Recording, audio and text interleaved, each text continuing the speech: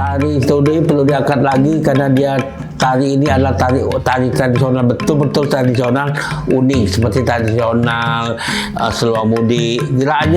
Pokoknya geraknya agak, kalau kita pelajari agak sulit, tapi kalau setelah kita bisa, tari itu enak sekali. Itu dari zaman Belanda dulu sudah ada tari Stono itu. Tari Stono itu memang dulunya memang istilah itu dikatakan zaman dari tengah top lah taruhlah kan.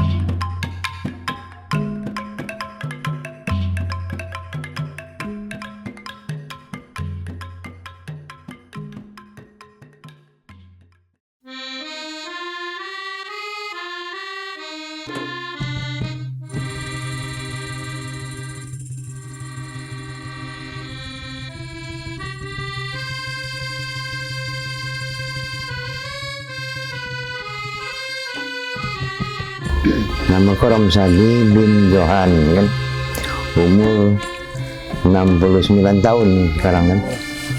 Itu dari zaman Belanda dulu sudah ada tari Stono itu. Tari Stono itu memang dulunya memang istilah itu dikatakan zaman dari tengah top lah taruhlah kan. Jadi untuk nyambut itu tamu-tamu besar itu waktu itu kan, tamu-tamu agung taruhlah kan. Misalnya ibarat kita ni nyambut bupati, nyambut gubernur itu kan, nah pemerintahan besar itu.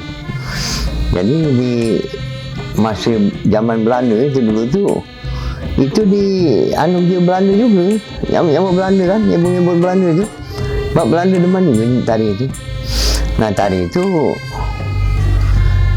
yang sebenarnya nian tadi itu kami itu boleh dari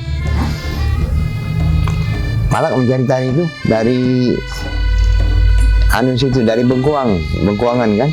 Ada nenek itulah mati dah orangnya, masih baca tari itu lagi. Jadi dia waktu itu dipanggil ke sini kan, dipanggil ke sini ke rumah sini. Jadi minta peraga ke waktu itu kan. Nah jadi diperagaknya lah waktu itu kan, di kiri-kiri itu ujungnya kan. Nah itulah oleh anakku Ika tuh diterusin kan. Nah peragahan itu kan diterusin. Nah waktu itu bergabung dengan adik Gun kami ini, ya ditambahnya variasi dikit-dikit tak masalah kan, itu memang perlu kan. Nah itu jadi itulah ceritanya itu. Itu zaman dulu tuh ada istilah tuh keadaan putri malu lah kan. Jadi maka itu dia itu melambangkan istilah itu putri malu istilah kan. Ada putri di zaman dulu kan. Zaman dulu kan putri istilah itu macam-macam putri kan. Nah ada yang pemalu kan, ada yang agak garang gitu kan. Nah itu jadi itu nyerita ke putri malu lah keadaannya kan. Itu gerakannya ini telah dia istilah itu keadaan putri malu juga kan. Nah kalau gerakan ini ujung itu itulah makanya dia tuh istilah itu ya nari kan, nari biasa kan. Nah nari biasa, cak nari tangga juga kan. Nah itu hampir sama dengan tari-tari tangga kan, tarian kan. Ini saja kalau kami dulu tuh 5 orang kan. Udah tuh orangnya orang 7, orangnya ganjil kan itu, ganjil kan.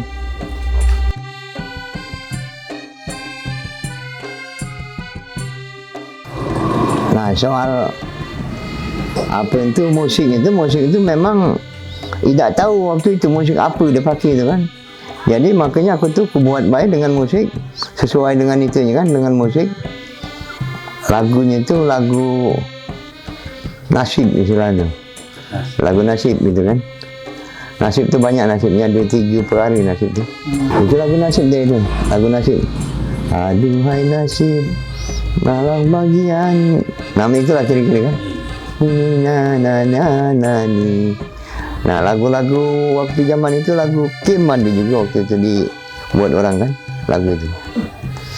Jadi lagu nasib itu sesuai dengan tari itu rasanya kan. Itulah maka aku buat tuh. Memang adanya lagu nasib itu kan, memang adanya sama, hampir sama dengan lagu-lagu pagar pengantin gitu keadaan kan. Lagu nasib itu dari daerah kita lah, dari daerah Mubah ni kan. Memang daerah kita punya, daerah Moba. Moba pada zaman itu kan. Sebelum jadi Banyumas. Itu masuk daerah Batanghari 9 itu. Itu kan. Kumpulan lagu-lagu 3 serangkai, lagu apa namanya? Lagu apa namanya? Ribu-ribu kan. Nah itu kumpulan lagu nasib.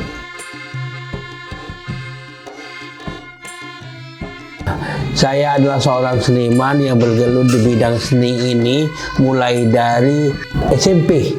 Mulai dari kelas 1 SMP saya sudah senang dengan seni. Dan situ di SMP saya terlibat di ekstrakurikuler, tetapi di SMP itu sayangnya pada waktu itu tidak ada guru pelatih. Jadi kami sama-sama yang hobi seni mulai latih dari rumah ke rumah. Sampailah sekarang. Nah saya ini untuk untuk mengetahui seni tari Situbondo ini saya mulai dari tahun 2008. Pertama kali saya kenal tari Situbondo itu Pak Arab Sadi, seniman seni dari Suat Tape itu sengaja datang ke rumah saya karena saya ada sanggar kan. Ya padahal kami di Suat Tape itu katanya ada tari Situbondo. Kami mohon benari, kalau bahasa Situbondo sekarang, kalau mohon dibenari, mohon perbaiki benar tari Situbondo ini supaya tari Situbondo ini dikenal di masyarakat. Saya sangat tadi boleh Pak. Macam mana kalau Bapak itu ajak penari Bapak saja ke sini, kemudian kita perbarui, kita bagusin, kita benari tari Situbondo sebenarnya dari situ. Nah, jadi dari situ kami lama-lama berlatih tari Situbondo itu. Ternyata tari Situbondo ini unik, terus kami kembangkan. Kami datangi dengan Pak Raswadi itu penari aslinya Pak Raswadi. Aku sempat datang waktu ke daerah Mengkuang. Nah kemudian kami pelajari gerak-gerakannya. Kemudian yang berlatih tari dengan maestro itu kan, kami ajak ke sanggar. Jadi kami terapkan di sanggar tari setudok itu. Setudok bukan setuduk. Kemudian pada visit musik tahun 2008 tari itu kami tampilkan perdana kali dengan para penari asli Suat Tape, gadis-gadis Suat Tape. Namanya ada Rini, ada Rina, ada itu Kitem, kemudian siapa lagi nggak ingat nama-nama penari itu. Ada orang 7 penari itu. Jadi penari itu gerakannya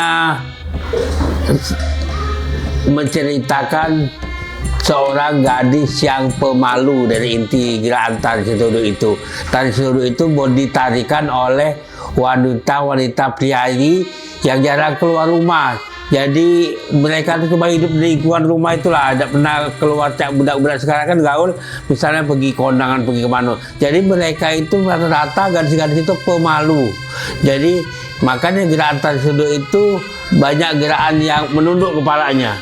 Dia tidak melihat penonton, sebabnya menceritakan gadis yang pemalu. Salah satu gerakan intinya itu yang gini. Ini adalah tebing malu, gerakan tebing malu.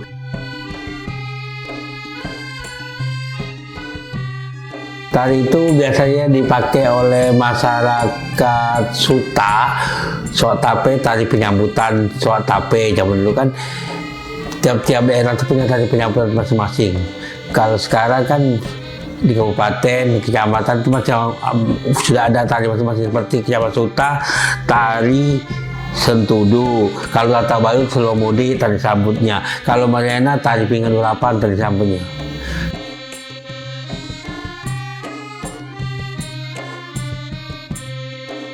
Jadi setelah saya bertemu dengan Pak Raswadi, Pak Raswadi yang ini mau tampil pertama, mana busana yang sebenarnya Pak Raswadi.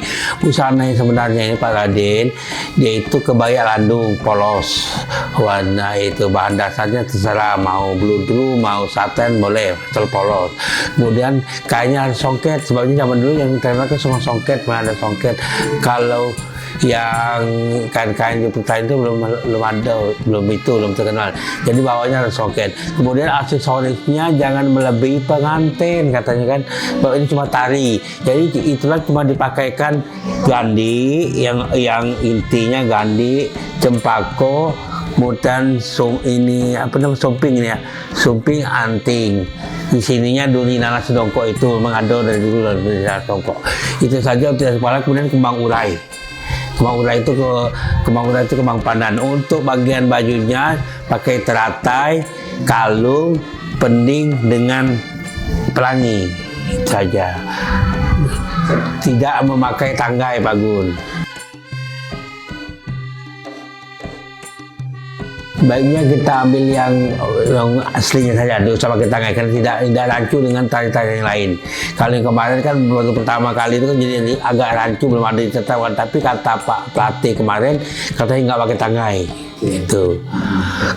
Kemudian untuk musiknya sendiri itu terdiri dari 4 item atau 5 item, itu dari akordeon, gendang Melayu, kemudian dol, gung, itu. Tapi kalau sekarang mau ditambahin musik lain untuk kemajuan zaman, pakai biola, pakai apa, pakai ini keyboard boleh, tidak mengurangi. Tapi yang asli cuma 4. Untuk pemusik pengiring tari sudut pertama Pak Suwandi dari desa Prajau. Sepuh sekali orangnya, itu yang asli pemain akordeon. Cuma di Banyuasin cuma Tiotla yang pakai main akordeon. Yang kedua yang nabung gongnya Pak Supardi, kepala sekolah SDE Lembu Saung. Kemudian yang nabu gendangnya Pak Sofian, kepala sekolah. Kemudian yang nabu dol itu Pak Sulisyono, guru dari Prajau. Guru semua pemusik kami dulu. Belum ada pemusik muda seperti sekarang. Kalau kan sulit untuk mencari. Jadi saya tarik guru-guru.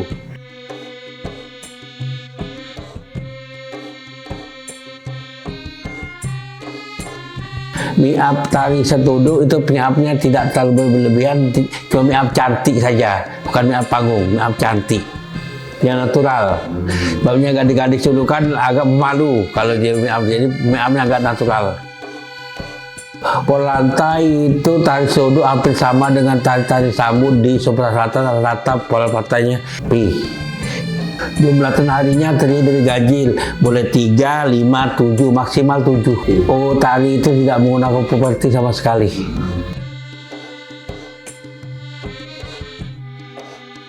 Kalau tari saya ingat Pak, tari setudu ini setelah Kabupaten berdiri itu tahun 2008 pertama kali ditarikan. Yang kedua tari ini ditarikan pada nyambut tributon itu. Tarian lama itu ditampilkan lagi sehingga kita tahu bahwa kita ini kaya dengan seni-seni budaya yang ada di Banyuasin ini, perlu digali lagi. Kemudian Pak mengucapkan terima kasih kepada Balai Pelestarian Kebudayaan. Pertama Pak Kerjanto telah memberi kami kesempatan untuk menggali lagi seni-seni yang sudah lama ada di Banyuasin untuk ditampilkan kembali lagi. Dan saya merasa sangat bangga sekali karena tari itu bisa tampil lagi, bisa muncul lagi di permukaan ini. Jadi generasi-generasi baru ini kenal dengan tarian yang lama, yang sudah lama-lama sekali. Nah, setelah tari sudut ini mungkin akan ada tari tradisi yang baru-baru lagi akan muncul. Untuk pesan-pesan aku untuk generasi penerus, janganlah kamu meremehkan tari-tari yang lama. Galilah tari-tari lama generasi baru ini sehingga tari yang lama itu tidak akan hilang. Pertama, tarian itu yang paling banyak tari-tari tradisi itu daerah Tabayur. Itu perlu digali lagi untuk generasi baru supaya menyenangi tari-tarian tradisional. Jangan tari-tarian modern saja yang disenangi, tapi tari tradisional itu kalau keluar negeri, tari tradisional yang dicari orang, bukan tari-tarian yang modern. Soalnya modern ini tiap-tiap daerah bagus-bagus semua. Tapi kalau tradisi, keunikannya yang lebih bagus.